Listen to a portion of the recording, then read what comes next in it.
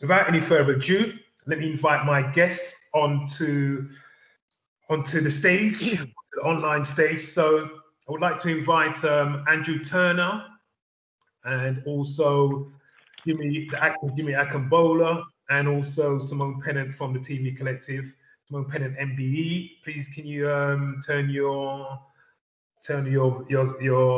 video on so we can all see you? And let's begin our conversation about Black cultural representation in the film and TV industry. I'm just going to introduce basically first, again, this is really kind of, I've never used this team before because I can't see anyone. This is like, I'm only seeing, I'm not sure why I can't see the other people. Andrew, are you there? I'm here. Can you hear me? Yeah, you're talking. So let me see. Oh, you survived. Oh, okay. So it switched to you now. Jimmy, are you there? Yep. Yeah, I can see you and hear you. Okay, keep talking for a little bit. I think, okay, so it switches over when you talk for a little bit, then it switches to you. And Simone, you're there? I'm absolutely here. Good evening, everyone, and thanks for having me. Okay, great, excellent. So let me start with Andrew. I'm gonna start with Andrew Turner. Hello. Andrew Turner is someone that I've known for, well, a very, very long time.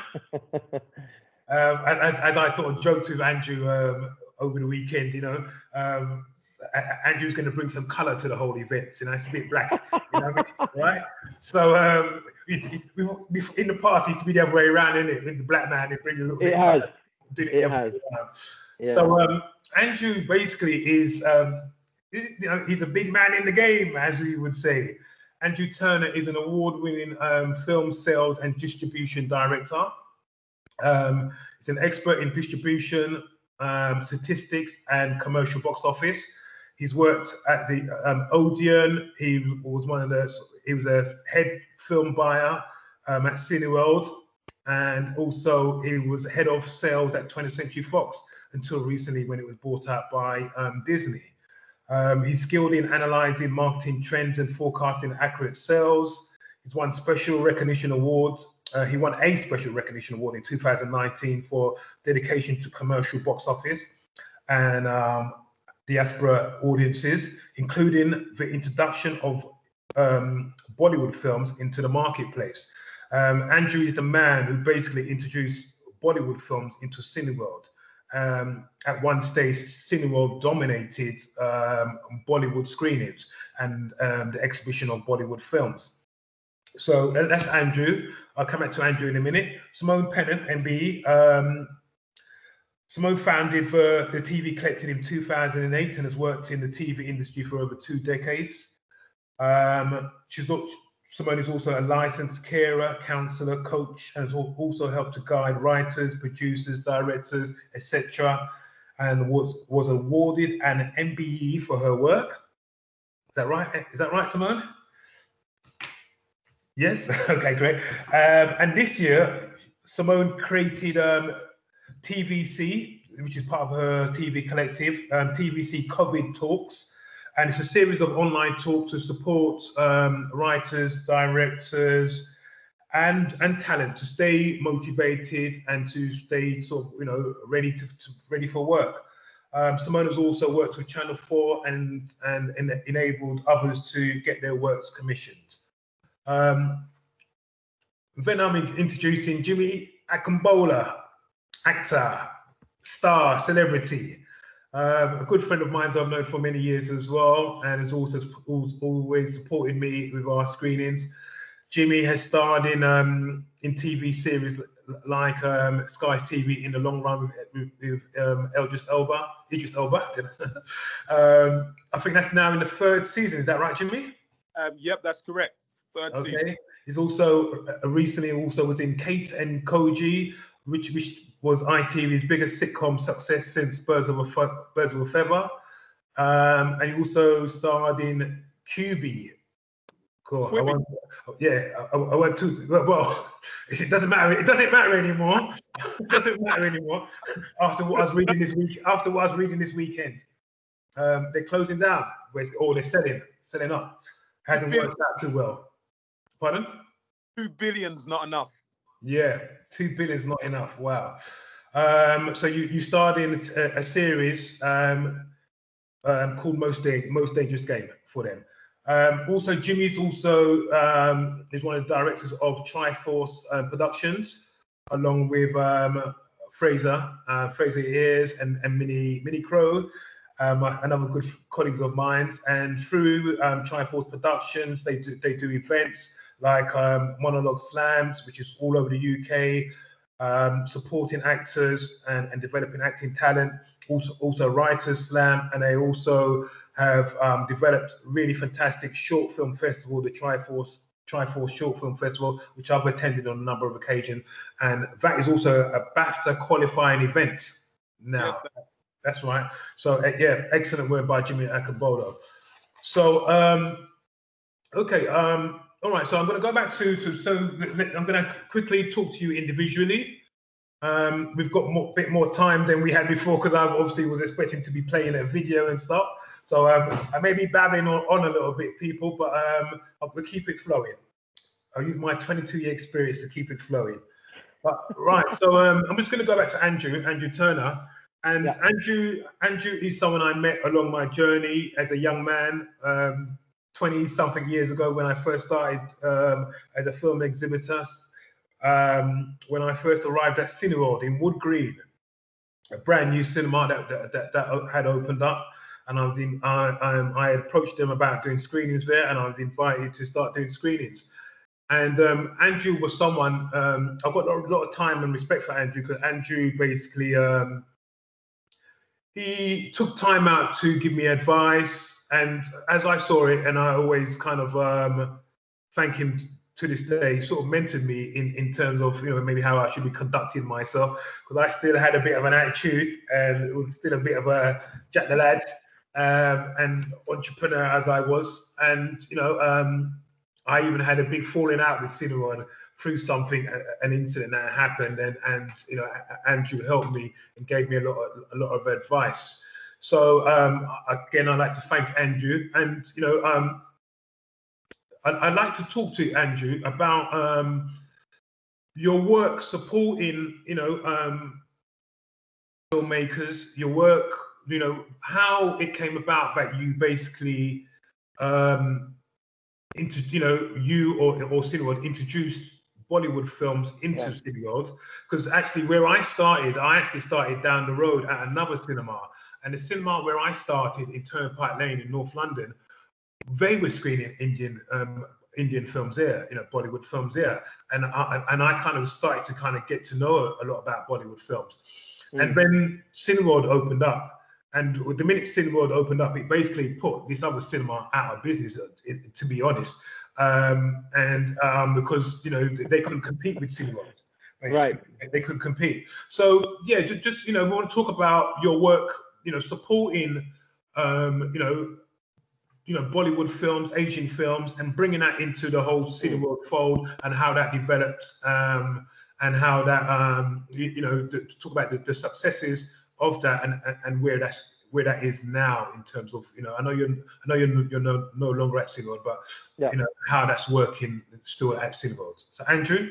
Okay, so yeah, I had a background in exhibition. My dad was a cinema manager, so I really was born into cinema. Very passionate, know a lot of people. And the job I had before I joined Cineworld, I was working for an independent film distributor called First Independent, who comparably were pretty sizable, but back then they were an independent and a small distributor.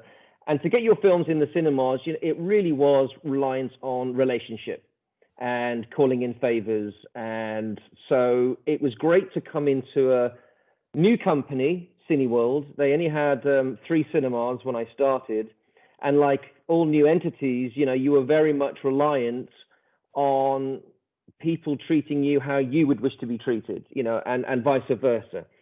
And so being this small little company of 3, nobody was watching us, nobody was observing, and it was very hard to be treated the same as the other major multiplex chains, like back in the day, Odeon, UGC, UCI, etc.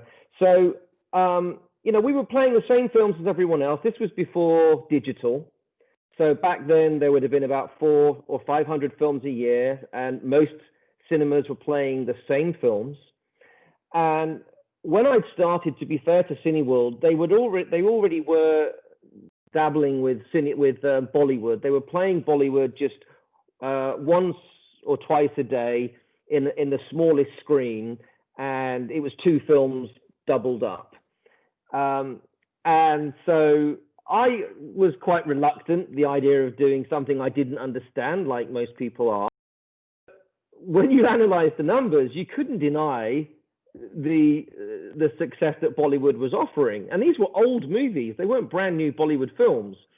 And they were selling out. And I just didn't understand, well, if they're selling out, why are they playing in the smaller screens and why are they on limited shows compared to everything else?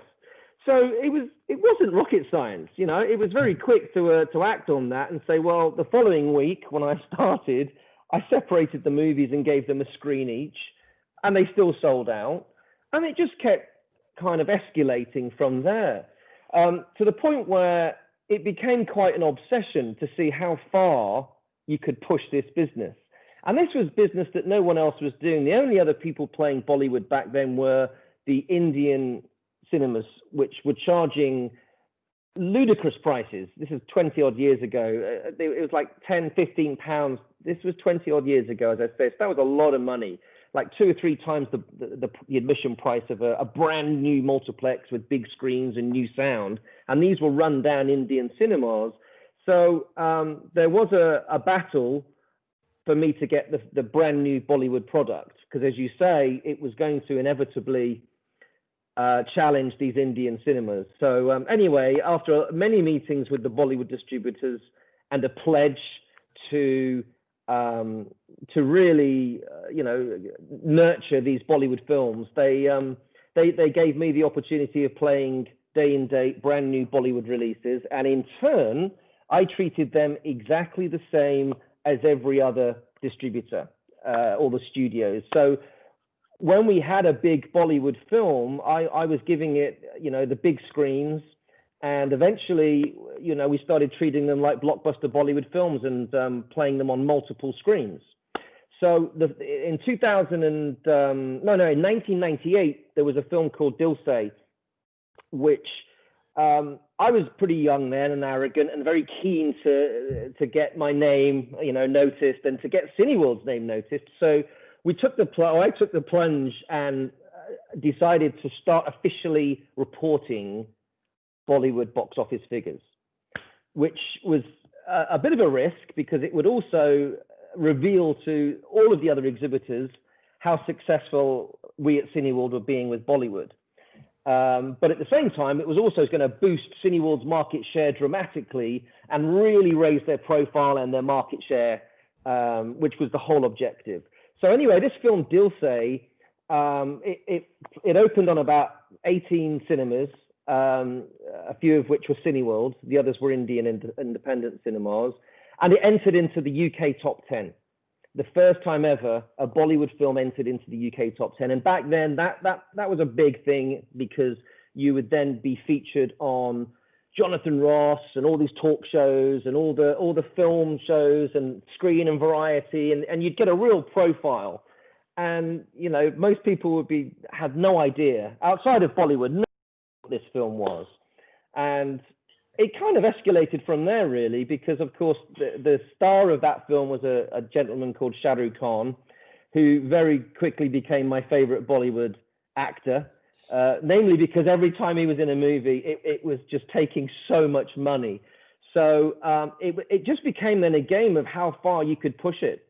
And 2 months later, he was in another movie. And again, we doubled down on this film and we've opened it in. And this was before digital. So this is when these films were 3.5 hours long on a 35mm print. And so you would, the maximum you could get was 3, maybe 4 shows a day if you started at 11 a.m. and finished at 9:30 p.m. And we were taking all of these films had an intermission, which was fantastic. A, because it meant there was an opportunity for the cinema to sell huge concessions. And B, it also meant that after you'd finished playing the first half of a film, you could move that print into another screen, which we call bicycling. And so the distributor didn't have to fork out, thousands of pounds to give us loads of prints, because we were bicycling these prints into different screens. The projection teams hated me, but the numbers spoke for themselves. And this film, Kuch Kuch Hotta Hai, in 1998 was, it took as much money in Feltham as Titanic. Just to put things into perspective, it took about £350,000 just in one cinema. And that film played in Feltham, Cineworld Feltham, for a year. In some way, shape or form, I kept it on for a year for late shows or whatever, and it was just incredible, which you never really hear of that. And you move on a few years, and then it got to the point where Cineworld started building cinemas, multiplex cinemas, specifically catering for the Bollywood demographic. And that's where Ilford came up, which Ilford was an extraordinary, I think it was number 2 to Feltham in terms of Bollywood profile. And Bradford. And so we had this fantastic portfolio of cinemas specifically catered for Bollywood. And then it just got to a point where, you were having a brand new Bollywood film every week. These films were now releasing on anything from 60 to 100 cinemas, which is extraordinary. And then you started to get, what's the next thing I can do? How can I replicate that business? And so there's lots of different languages within the Indian context. When we say Bollywood, it's quite an ignorant term. It's obviously all the Hindi films. Yeah. But you've got the Punjabi, you've got the Pakistani, you've got Gujarati, and you've got Tamil. And Tamil, there was a really other big cinema going audience. Yeah, I remember that. So, so I was keen to, we'd made Feltham the #1 cinema. It was one of the biggest grossing Bollywood cinemas in the world, which was wonderful. And when I started at Cineworld, Feltham was ranked about 35th in the UK. And after 6 months, it was now the #1 cinema in the UK, which was a stat we were so proud of. So Cineworld was really growing in profile now. So you can speak to different people, but if you ask me, a big part of the success of Cineworld was Bollywood and raising that profile. And Cineworld today, sadly, they're closed temporarily in the UK and the US, but they are or were the #1 cinema operator in the UK, which is a fantastic stat. So anyway, from that, you started then looking at Greek films, Turkish films, Chinese films, and Polish films. And even today, the Polish population and Polish box office is, in many cases, matching that of Bollywood. So everything's kind of grown substantially now. And then after 10 years, I was lucky enough to join 20th Century Fox. So I left exhibition and crossed over onto the other side of the fence as a distributor. And the wonderful thing was that Fox had, in my garden leave, Fox had asked me to go to the States to read a script for a film called My Name is Khan, I'm Not a Terrorist. Not the best title for a film, I'm not going to lie. The thing was, it starred Shah Rukh Khan. And the lady actress in it was Kajol, who was, again, one of the biggest grossing Bollywood female stars. And it was directed by Karan Johar, who was, again, one of the biggest Bollywood directors. And so, we doubled down on that film. It was a bit of a no-brainer. If I could pick an actor, an actress, and a director, this film had it. We dropped the terrorist part in the title, which was good. So it was just My Name is Khan. And a year later, we released it at Fox. So I got to distribute Bollywood, which was, combining all of your passions, as well as Ice Age 3 and Avatar and all the biggest films of all time. We were also distributing this Bollywood film, which personally was more satisfying, because every territory there was a Fox studio, which is pretty much every country in the world. Everyone was releasing Avatar, and yes, it was breaking records and it became the biggest film of all time. That was wonderful, but not everyone was playing My Name is Khan. And so that was very personal, and thankfully with my relationships with Cineworld and Odeon and View and Empire and Showcase, we were able to take that film to become the biggest opening Bollywood film of all time.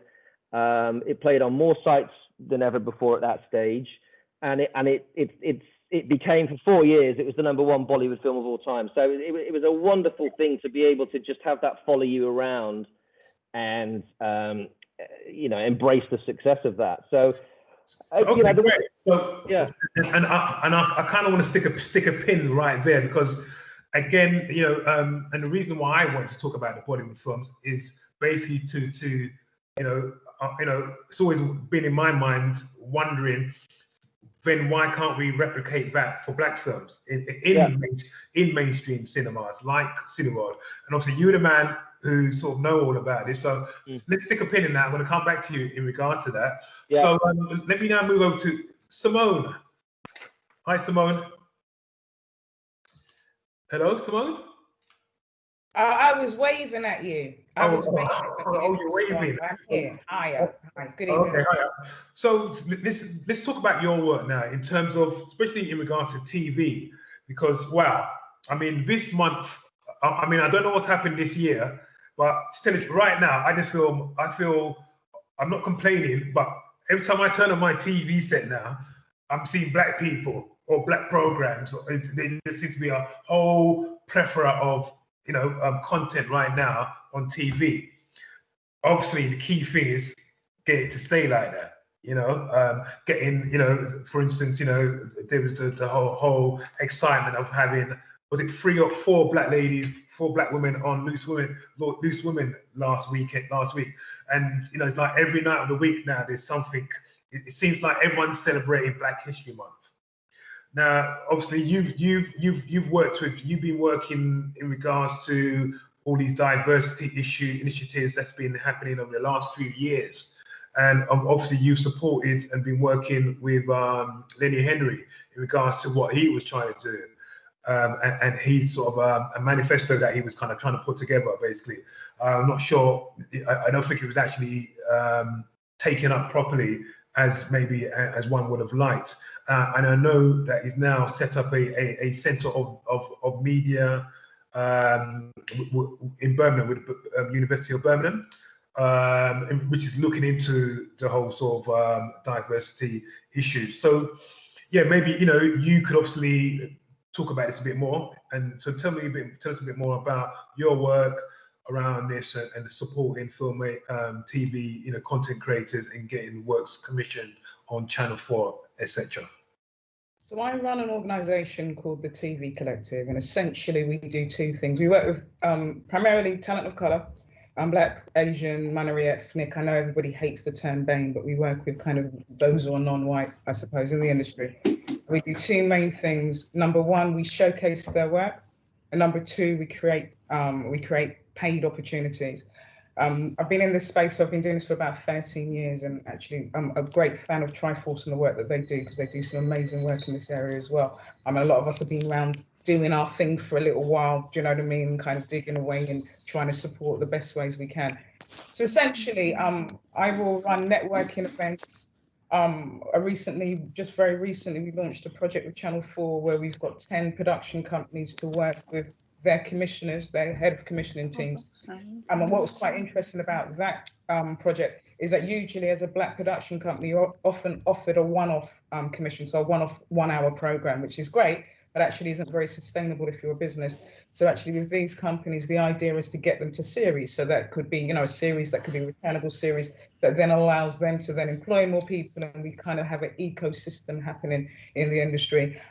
So yeah, we do lots of projects in spaces like that, connecting the talent with those who wants to work with the talent. I don't know if anybody saw last night, but we had the British Black Theatre Awards that was on Sky Arts, which was absolutely fantastic. What a real celebration of Black excellence, if I've ever seen one. And we worked with the BBTA to get that on Sky Commission. So so it's just trying to find ways that we can really create some paid opportunities and really push people forward in this space. I think sometimes the main issue is that I think we have an hereditary kind of, we've inherited this kind of I suppose that people perceive Black people not to be able to work so well. There's all these stereotypes that come along, and the opportunity to put people in the right spaces so they can smash the stereotypes. There's no conversation about whether you're talented enough, whether you're experienced enough, whether you can do the work. You're able to put people in the spaces, because we all know that people are amazingly talented, and once given the opportunity, they all often shine and do